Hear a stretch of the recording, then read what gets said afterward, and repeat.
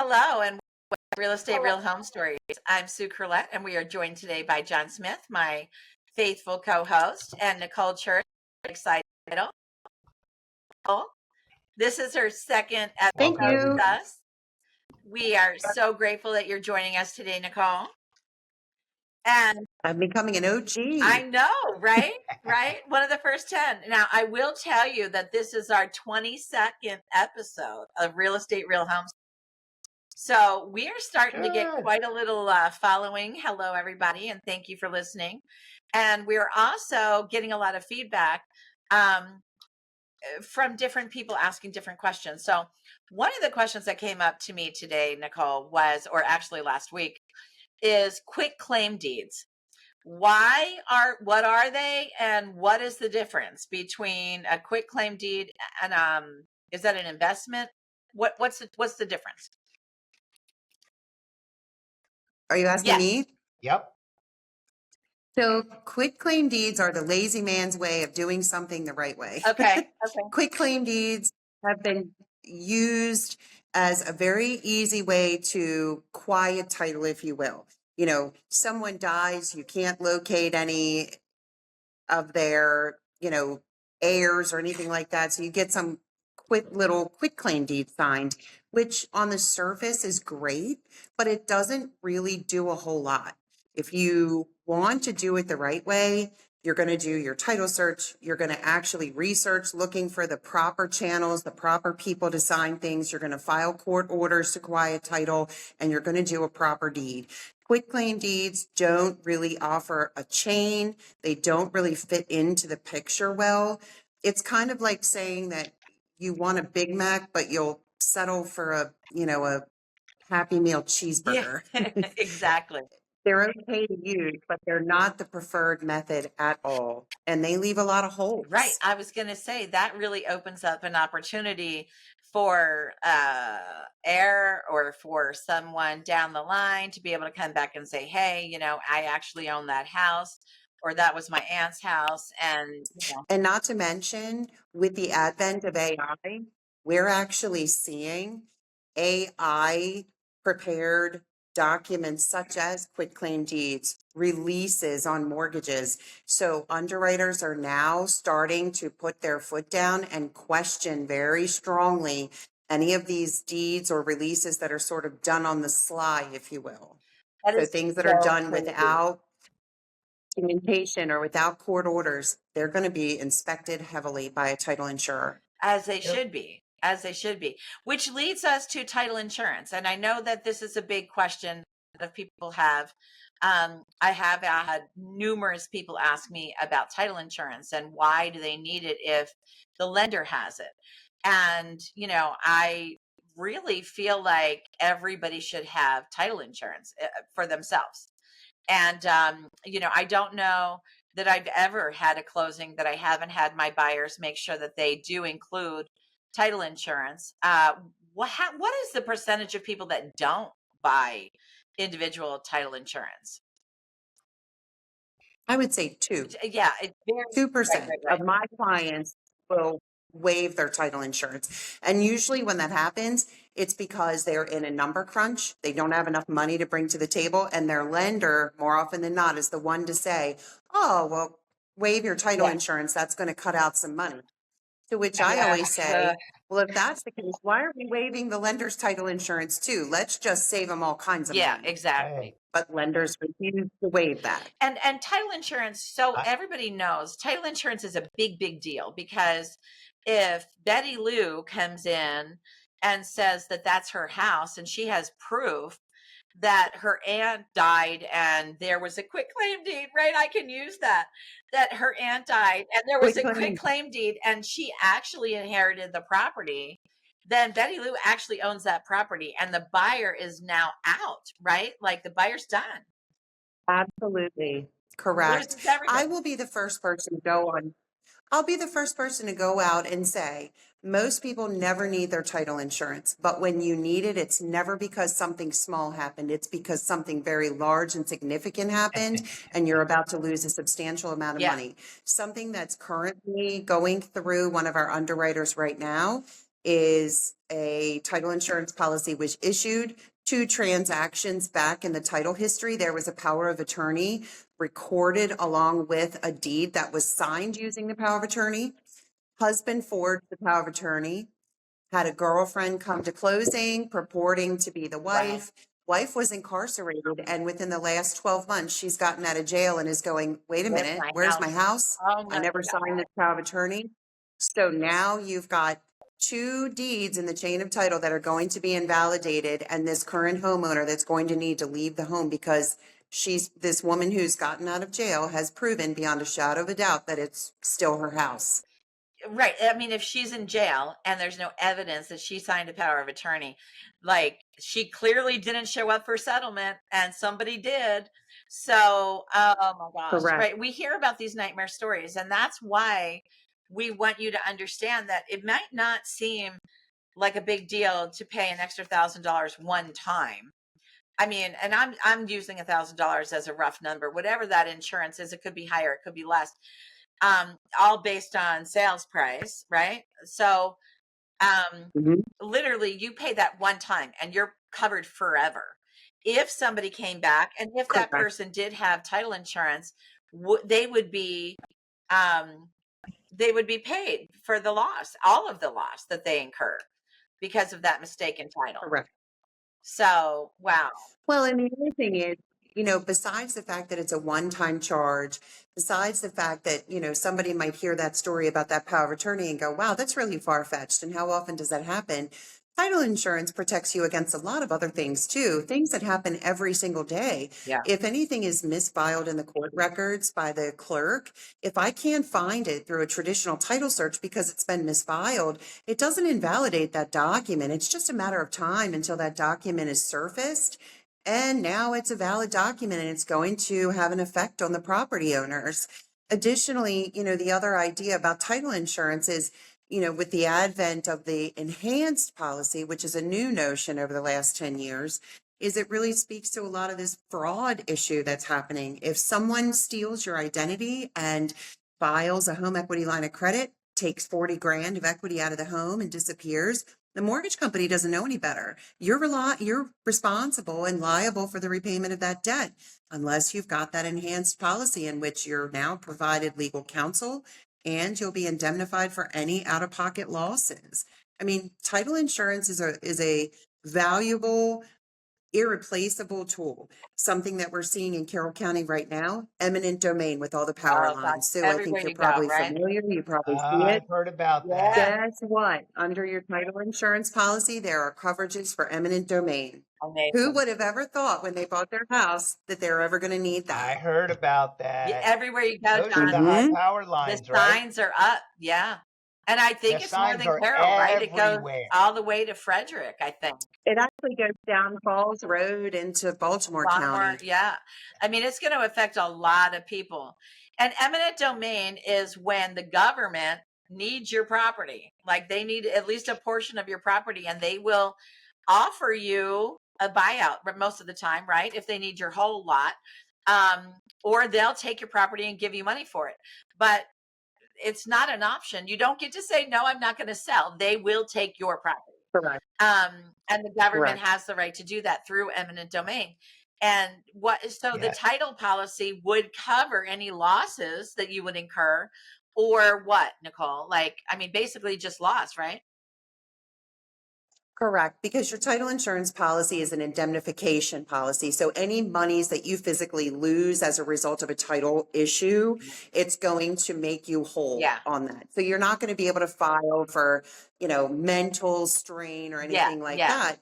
But if the government comes in and exercises eminent domain and only pays you $1,000 for 20 feet of your property because they've got to install power lines and really the fair market value is 10,000, you could possibly file a claim under your policy to recoup that 9,000 because that's the amount that you're physically out. So, and I want Yeah. to talk. Wait I'm sorry, John. till those power lines are humming at night Oh, can you and you're imagine? I trying would to be so sleep upset. and your fillings are popping out Yeah. Yeah. because you're 20 yards from that. Right. And cancer and all the Uh, stuff they talk about with these power. Now, I don't know. I could be wrong. I don't know that they're going to be like those high intensity power lines. Maybe they are. I don't know. But property values are affected by that as well. I mean, it's really one of those things. I sold a house by a rock quarry, and in Newmarket, New Windsor, and my buyer was, when she found out that it was within a couple of miles of the rock quarry, we were worried about radon. We were testing for the water.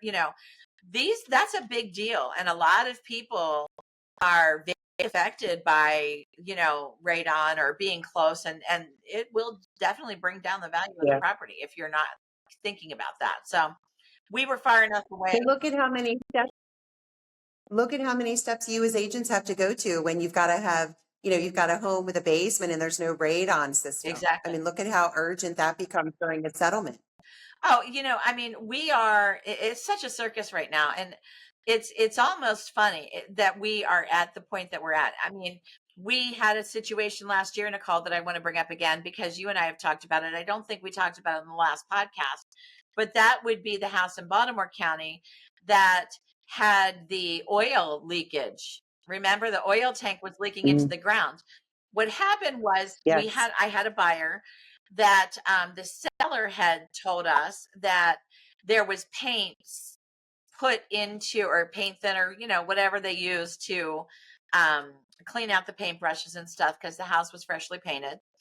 And what they said was that they had used the sump in lieu of using the sinks because there was no water turned on. So they were cleaning out their stuff, I guess, downstairs into the sump pump, and it burnt the grass outside and so on and so forth. Well, we come to find out later that the seller had already been confronted by a number of neighbors, and that it was actually a leaky not hot water heater, oil tank that was down in the basement. So the Environmental Protection Agency came out, and there was a big problem. Like, we had to go back to the seller, and the seller had to pay for that to be repaired. But the title policy came into play because it was definitely covered. Or could have been covered, I guess, because the seller took care of it. It did not have to be a claim. But Correct. tell us a little bit about the title portion, how that would have helped him. So under the title policy, there are certain coverages for environmental violations. And I think in this case, the buyer started the claims process and even went so far as to talk to one of our claims attorneys. But then I think when the claims attorney talked to the seller, then a decision was made on the seller's behalf that he was going to go ahead and correct the problem. Yeah. Because I think the way it works is, yes, the title underwriter, they're going to make the buyer whole on out-of-pocket expenses that they've lost. Right. But that insurer is going to go after someone in the Yeah, end. at the end of the day. And of course, you and I and John, we all know that once the lawyers get involved, it's never the face value of the debt anymore. Now it's, legal fees and court costs and collection fees and everything else. So yeah, in this case, the buyer filed the claim, made it as far as talking to an insurance underwriter attorney. And then once we made contact with the seller said, I'll take care of it. Yeah. And so actually, in this case, his insurance policy persuaded the seller to do the right thing. Absolutely. And the seller would not have, I promise you, the seller would not have done this if they did not realize that they were going to be pulled into a lawsuit. And it's one thing to be threatened by the buyer for a lawsuit, guys. It's another thing when attorneys start threatening you because they're representing the buyer through the title policy. So keep in mind, buyers that are out there thinking they can do this on their own, here's another example for you. How would you have handled that? Right? Like John and I, we're not making fun of you. If you think you can do it on your own, amen, go ahead. You know what I mean? Like, good luck. But here's another example that we are bringing to the table and saying, hey, look, now, there is so much to say about the title insurance that we could do an entire episode just on title insurance. But just to be clear, we want you to get it. Get it, buy it, protect yourself in the future. It's a one-time purchase. It's not a monthly fee. when the title officer is telling you to purchase this policy, it's legit. So if you learn anything from us today, definitely buy the title insurance. There's no reason for you not to. It offers you protection forever, right, Nicole? It does not expire. Um, Correct. Yeah. So, I mean, there's no reason for you not to do it. In most cases, under the enhanced policy, it grows in value. So historically, title insurance policies are valued for the price you pay for the home. Under the enhanced policy, that value grows up to 150% over the next 10 years ownership. So it takes into account increase in land values and things like that. So, just because you bought the house at 200,000, if you suffer a claim 7 years later, you might be out more than 200,000 because of property values. So your enhanced policy accounts for that too. Right, right, right, right. So important to note that title is, as a buyer and seller, people don't realize how important the title portion of this transaction is. I'm going to go as far as to say it's the most important part of your transaction. So buyers and sellers usually don't have anything to do with the title officer. It's usually directly through the lender and through the realtors. At the time that you go to closing, you may have heard from your title officer. They're going to, they're going to talk to you, but they're not really hands-on with either side, except, please fill this information out. In the background, they are doing so much research and so much for you. There was a change, I believe, Nicole, last year that we didn't talk about in the last episode, and that was boundary surveys and site surveys. And I'm finding, right, that it's no longer required. Right? Correct. Okay. Correct. You got it. Very important to note this, because the value in a site survey is literally the abstractor, and correct me if I'm wrong, because this is really your cup of tea, but the abstractor is going to go out, look at the property, give a picture of exactly where they believe the lines are. They're not putting stakes in.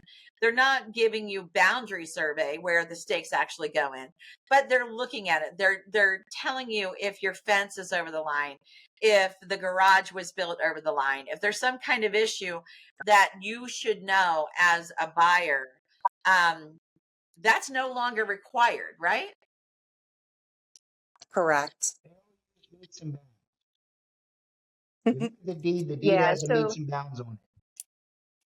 if your mortgage lender doesn't require the location drawing, then we're not doing it unless your title agent is calling your buyers and talking about it.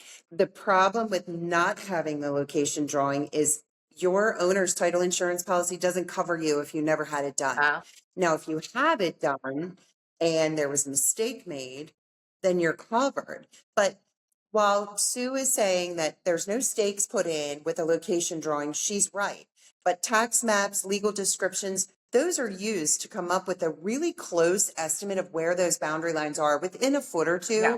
The most important thing that we see is we know where your easements are, rights of way, shared driveways, are there encroachments? Does the neighbor shed, go off onto your property? These are all headaches that the seller needs to remediate before the buyer takes possession. Without that location drawing, there's no way to know what's going on out there. And more often than not, we see shared driveways that don't have a maintenance agreement filed. Maintenance agreements are going to tell you who's responsible for maintenance and upkeep of that driveway, who gets to use it. Arguments, erupt over shared driveways. And if we can identify the fact that there's no maintenance agreement, we can take care of it before you settle, and it becomes a headache later down the road. Yeah. I mean, I love road maintenance agreements. I tell you, I can't. I probably get a handful of these a year where, I had one in Union Bridge into last year where mom and dad bought the house on Nicodemus. Yeah.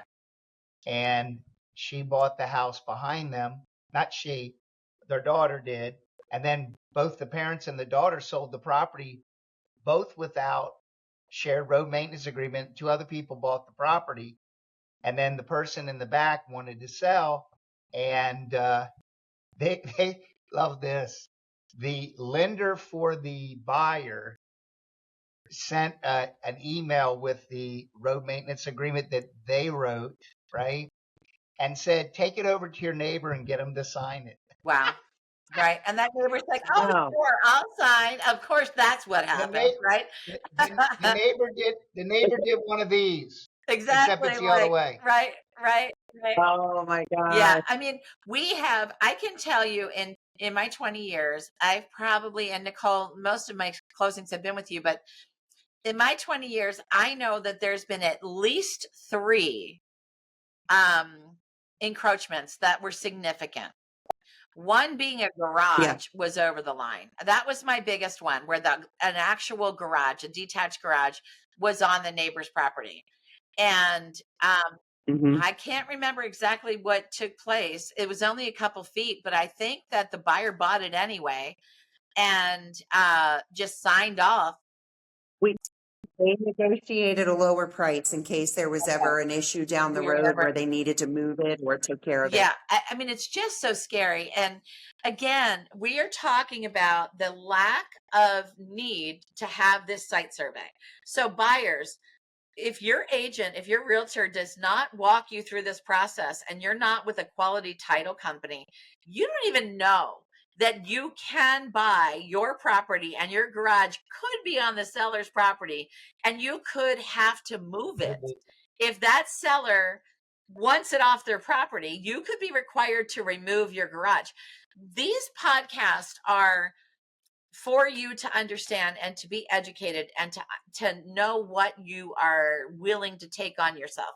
There is no lawyer, there is nobody you can hire that says, oh well, you didn't do a site survey, so it's okay. You know, if you don't do a site survey, it's not okay. You did not know and you bought it anyway. So welcome to 2024, where we just throw things up in the air and see where they fall, right? I mean, that's literally Okay. another example. Okay. Well, Okay. you just brought something to mind that I didn't think about till just now. So back when COVID hit, Yeah. we had that huge uptick in Yeah. refinances and things like that because all those interest rates plummeted. Just like in any other, not every title company knows what they're doing. Not every title company actually has a moral fiber behind them. Right. You had title companies that were doing business hand over fist, doing anything necessary just to get it done so they could make the money. If you do not have title insurance, all those fly by night title companies that were just there to make a quick buck, you're stuck with all the problems that they have created. And I guarantee you that problems are coming. So I know They're that, going to start popping up in the land record. right. I know that there was a time, I want to say it was 07, 08, maybe 9, where there was a big upsurge of title companies that were being sued, right? That were going out of business and some even put in jail over Yes. you know, like commingling funds and things that took place, and it was a mess. So we can't be clear enough. Saturday night news, neighbor shoots other neighbor in the head over dispute over the fence. Right. It happens. John's Okay. right. Absolutely. A Absolutely. fence, detached garage, a shed. I had Come on, $200. I had And you sell them. You sell in Mount Airy. yeah. Shit, you're ordering them on every one. I had a client, okay, and this is real stuff. This happened maybe a month and a half ago. I had a client that was my seller, so I was the listing agent, and the neighbor calls me and says, "Hey, I just wanted to touch base with you because I don't know if your seller told you that their fence is on my property." I can't make it up. I swear to God.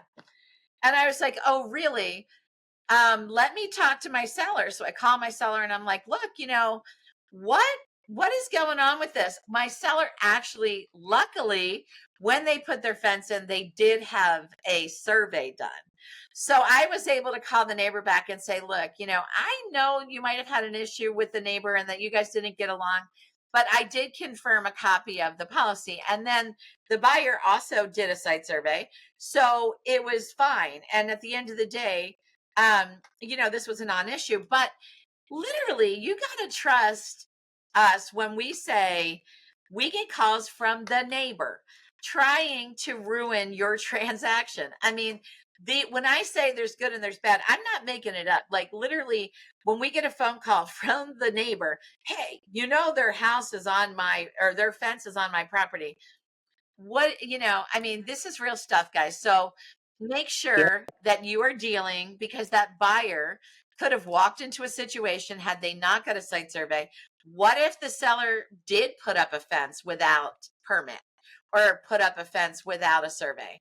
Maybe it was over the line. This neighbor was determined to get his property back, whether it was a foot over the line or not. He wanted to make sure that that seller was not going to be able to sell to a new buyer and him not get his land back. So we were able to say, actually, we did verify it and it is not on your property, because of the site surveys. They're legal documents. So just note, if you're buying a house on your own without a realtor and without any experience, then it's something to consider on your Have fun. next purchase, right? Have fun. Right. There you go. I'm trying not to laugh at people that don't really know and they think that they can do this, but we can't help you once you're under contract either. That's something that people think they can get in. They get in too deep and saying, I need a realtor now. And I'm sorry, it's a little too late. That listing agent's not going to agree to that. So once you're under contract, you cannot add a buyer agent. Like, let's just be clear and say that, right, John?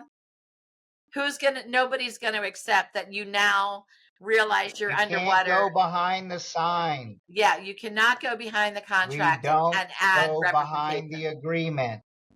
Correct. Right. You chose none. So you go chose none, and get now none you counsel. get. And keep in mind that the realtor, and maybe I'm wrong here, so I'm gonna say this openly, that I'm not certain, but I don't have a believe realtor. you can even get consultation from a realtor because you're under contract, right? Like, we can't legally No. give advice. We're not lawyers. We're not lawyers. Yep. So We're not lawyers. at best, you can hire an attorney. Right. to We're fight not the lawyers. Contract. Yep. At best. I get one of these once a year. I get at least one of these once a year where one of my past clients goes it alone. Me too. Yep. Oh, I thought it was going to be easy. And then they want to call me like, get me out of it. I said, I can't. I'm so sorry. Like, I come should on, have man, called we're friends. you. Yep. We all get them. We're friends. Yep. I tell them, I love you. Let me know how it works out. Most of the time, Yeah. most of the time it's new construction that I find that my buyer went in without me and is calling and saying, can you help me now? And the answer is we cannot, You know why? because we don't You know why they represent went you. without you? I'll tell you. Why? You know Why, why they John? went without you, Sue? Why? Because they got the pitch. It They said, got sold. Yep. if you don't have an They agent, absolutely got sold. we could give you 8,000 more in options. Right. Woohoo! Yeah. And you would Right. pay 40,000 more than you would have, but or you don't know what the taxes are, or you know what I mean? There's so many things that come into play. And look, I love builders. Yeah. Don't take it the wrong way. I love working with builders. It's much easier for us as agents. Not going to lie about that either. If you want to make our lives easy, bring us. We'll all go. We'll have a party at the new construction place, and we will review their contract with you. We will make sure that you're getting as much as you possibly can. We will negotiate on your behalf, hold your hand, and then we'll watch everything else transpire, because it's a lot easier to sell new construction to a buyer. I don't hold the new home sales agent responsible for that conversation. The consumer is responsible for. That was code word for, oh shit, you better duck. Well, and is it And not they chose the money. right? They chose the money. They got to figure it out. I'm not a lawyer, and I'm definitely not going to get called by a lawyer because I poked my nose into something I had no business. And guess what? That Right. consultant, that new home sales consultant, is not. Who knows what Your they're not? agent. They're not a realtor, right? They're not your agent. They're not. Well, I mean, they represent the seller, but most of the time they're not even licensed agents.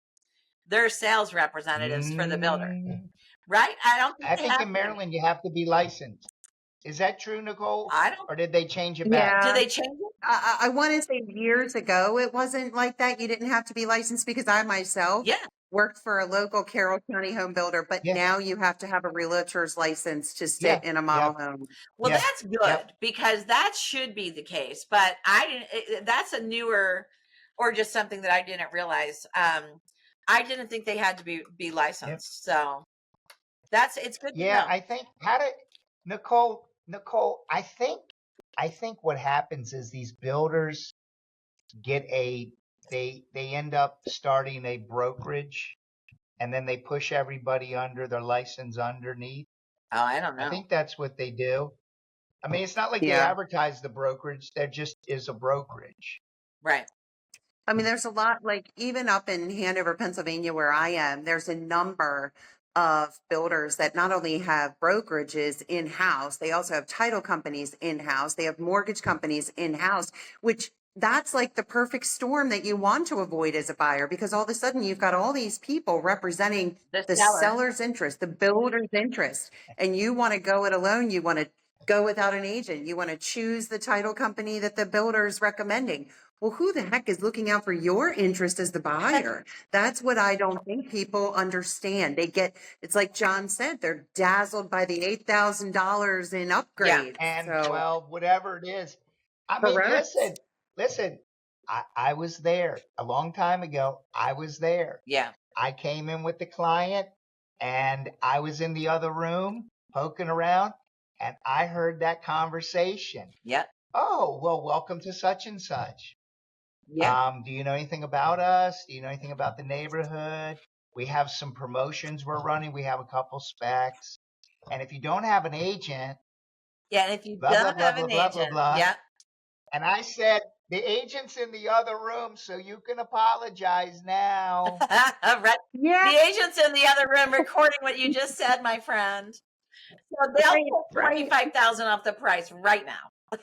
You know what I mean? Like it's amazing to me that that new construction is as different as it is, but builders are absolutely, and those sales representatives are absolutely wonderful to deal with most of the time. So you Absolutely. know what I mean? We are not There's some bashing new amazing new homes construction. people. Yeah, it's the few and the far I, between, and everybody smells and looks pretty, right? So regardless, you got to keep in mind everybody smells and looks pretty. There's nobody in there Yeah, that's going to be like, "What's up? I'm going to take your money. I'm going to do this. I'm going to do that." It's all a trick, right? And the bottom they're line selling you is, a dream. yeah, the bottom line is you have to have somebody that knows the game to play the game. I referred Right. to, I had a client ask me a question the other day, and I don't even know what it was, but it was like, I said again, it's like playing baseball on a football field. The games are both played on fields, but they're very different, right? And new Mhm. construction versus resale is very different. It's a different game. So when you go in by yourself to anything, um, you really, now you're playing your own game because you don't know the rules, right? So make sure you're Right. represented. It's important. And if you're there, able to represent yourself, go ahead. You know what I mean? Like if you're an attorney and you have the ability, we are not saying you shouldn't. We are educating so you onto what can happen. Um, Nicole, Right. again, thank you for being here because it's so important. Thanks for having me. Yeah, of course. And it's so important that people understand that these purchases are not used cars, you know what I mean, or new cars. You're not going to be able to come Right. in and trade it. It's not that simple. There's a whole process to selling your home. And if you paid too much for it, or your rate wasn't right, or like you went with the new construction and you chose to go with their lender and their title company, and everybody represented the seller, and then you look at your closing document and you go, wait a minute, what's this? And it's 2 points, and you're like, wait a minute, why did I just pay 2%? Oh, well, what about the $20,000 you just got? Did you think that was free money? You know what I mean? so Guess what? They so took the money Nothing's from ever one, free. right? They took it from one box and so they put here's it in a another and said you were getting $20,000. I here's lender a I work with, pandemic builder story. Yeah, well, any lender I've I ever have a worked with has pandemic done builder the story. same. Okay, please share. Yep. Pandemic builder story. My client sold her house. We looked at several houses. She's like, there's like everybody's bidding on this. And I said, yeah. She goes, I don't want to do that. I said, okay, what do you want to do? And she goes, I want to look at new construction. There's one in, I won't mention the builder, but it's in New Windsor, Okay. right? Yeah. And so we went, looked, registered, the whole 9 yards. The model was beautiful. And they actually had a spec, semi-spec, that was in a building. They had an end group and they had an inside unit. The inside unit was cheaper. Actually, you know what? It was an end, and the way that the envelope was shaped for the townhouses, it had a little less yard, and it could only be the X deep one instead of the one with the bump out. And she was okay with that. She said, I'll take this one. Anyway, long story short, because of the pandemic, and they were a little overdue, I wasn't allowed to attend the walkthrough or the closing Right. Sit in the car. because of the Stay on the pandemic. phone. FaceTime. I mean, After that's like, yeah. closing, Realtor's not allowed. After closing, they screwed her house up. Some of her options were wrong. And I said, see, you should have thrown a fit. You should have said, I'm not doing it without Should my have thrown a fit. I mean, some of the mistakes benefited her, but the majority of the mistakes didn't. And it took 6 months for them to solve that punch list. So I was like, nobody's afraid. Well, we can sign outside. Right. We can have 6 She's foot like, apart, I just want my house. right? I said, okay. I loved the pandemic. 6 foot's a joke. It's crazy, right? I loved the separate settlements. I will 6 not foot's lie. a joke. I liked when the seller was in a different room and the buyer was in a different room at closing. I did So kind they'll of still like that. do it. I mean, it's something. Can you see my jaw dropping? You hated Can you see it dropping with your statement? it. You hated it. Settle separately. We should do a podcast with seller pre-signs and remote signings and just let me blab for an hour. Right. I know Yeah. it's so much. So we've got divorce situations where we've got one woman in the one room and a man in another room and police in the middle. No, I'm not kidding. But like stuff we deal with. The chatty is unnecessary. Oh, it's right. It's the chatty bull crap is unnecessary. Yep. The gaslighting, the passive aggressive comments, like there's just no need. And poor Nicole, she's constantly in the middle of it. We used to, when Nicole and I don't know if I should admit this, but when we would see a really strong woman, right? Like a really strong woman, and then you see the man and you're like, okay, watch this. We would put the pen in the middle of the table and then watch and just see who picks it up first, remember? And so it's like the pen, hands the husband. Right. It wasn't the man. Exactly. Like, He didn't want to sell anyway. Right. So, He didn't want to sell anyway. It's crazy. So I think that what we're saying, guys, and anytime you're dealing with title, you definitely are dealing with the most important part of your sale, because if it's recorded wrong, you lose everything. If you don't have the title insurance, you lose everything. If you put 20% down, and that's money gone, you know what I mean? So make sure that regardless of what you are investing in the property, that you make sure you get that title insurance. Now, one more thing, Nicole, before we close up for the day, I do want to talk about no title search. When is that a case where people are just not even doing a title search? That blows my mind. So, and it happens a lot. I heard John say it right before we started, recording, and you were like, wait a minute, what? I'm like, what? It happens all the time. And it's usually like, say you and I are just going to, I don't know, say you have a fishing shack. Yeah. And I want, I just want ownership of the fishing shack. You and I go to some attorney, just get a deed, no title search, no nothing. You're my best friend. I trust you. I believe in what you say. You sign the deed to me. Or, John and I are brother and sister, and he's going to give me some property that we inherited or something like that. And there's no title search. John's my brother. I believe him. He's going to deed over the property and we just go about our business. That's when no title search deeds are Wow. done. So does it have to be arm's length, or in those, No. it could be anybody. It could be Nope. friends. It could be anybody. Yep. It could be anybody who's willing to accept the risk. And is that the quick claim deed? Is that when that comes into play? Lots of quit claim deeds are done without title searches. Yes, Okay. you tied those two together. Right, Absolutely. right. So scary business. Remember the game Hot Potato? Yes, Yeah. yeah. Remember when you used to have the real potato that you would wind up No, and you we're would hand younger it than you, around John. until it No. went bang? We never Yeah. There's wound nothing up. lined up. No. Yeah. We had the real potato that you got from Mattel. You wound that shit up. Michelle. We passed it around until it blew up in your face. Oh my Like a gosh. And hot that's exactly what potato? happened. What? Oh, don't. He was a Toys R Us kid. I was a Toys R Us kid too. I love Toys R Us.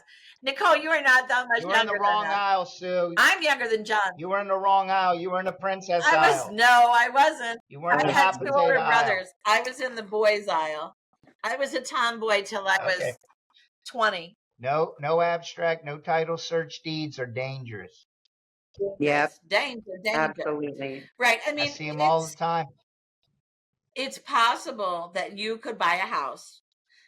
So to summarize today's importance, it's possible that you could buy a house that you have to move the garage because it's on the neighbor's lawn. And you Maybe. also have to keep in mind Or a fence. that somebody could have brought their girlfriend. I mean, we saw it. That's 2 times, Nicole. That is the second time we have heard of someone that brought a girlfriend to sign the documents. And it's very possible that if the girlfriend looks like the wife, the guy grabs the wife's ID. The girl comes in, she's providing ID to the title officer, that they could really sell the house legitimately. The title officer Yep. will not know, and then you could lose if you don't have title insurance on yourself. The lender Absolutely.